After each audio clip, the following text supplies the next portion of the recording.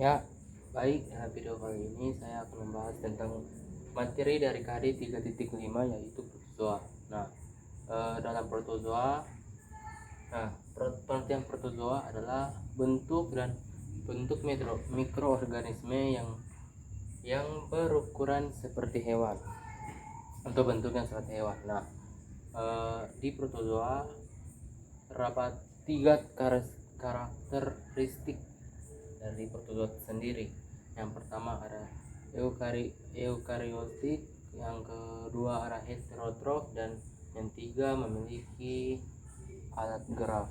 Nah, di eukariotik ini tempat adanya membran inti sel, sementara di heterotrof di situ ada tempat dimana tidak dapat si protozoa ini tidak bisa menghasilkan makanan sendiri. Nah, selanjutnya ada cara hidup protozoa. Di dalam protozoa terdapat dua cara hidup, yaitu parasit dan juga bebas.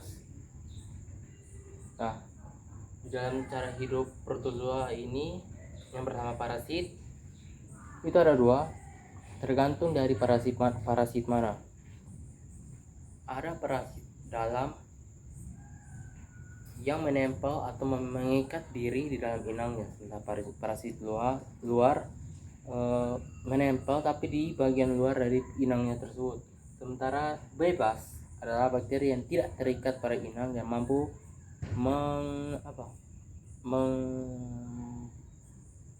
mencari makanan sendiri.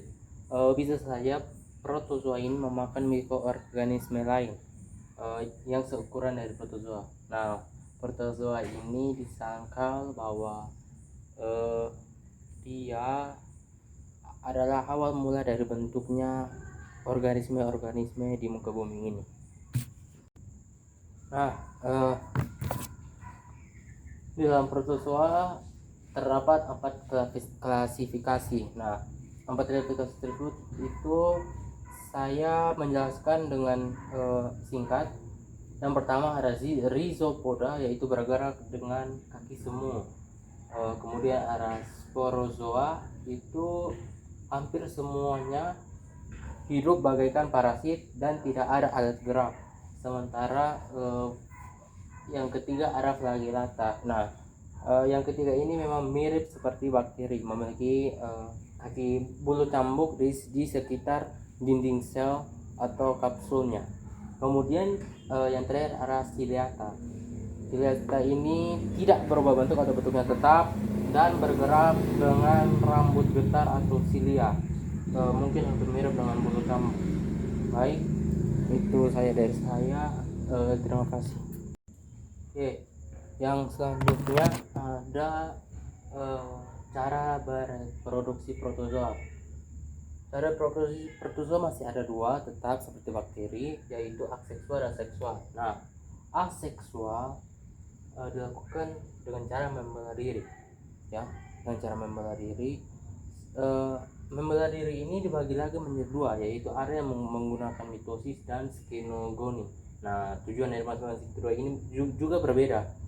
Mitosis pada akhirnya, jika protozoa yang melakukan reproduksi dengan cara mitosis akan menghasilkan 2 anakan baru, sementara skizogoni adalah cara bereproduksi dengan cara pengusiran bagian inti sel dari si protozoa. Kemudian ada seksual yang dilakukan dengan cara konjugasi. Nah, seperti yang di bakteri, konjugasi juga ini memerlukan bantuan.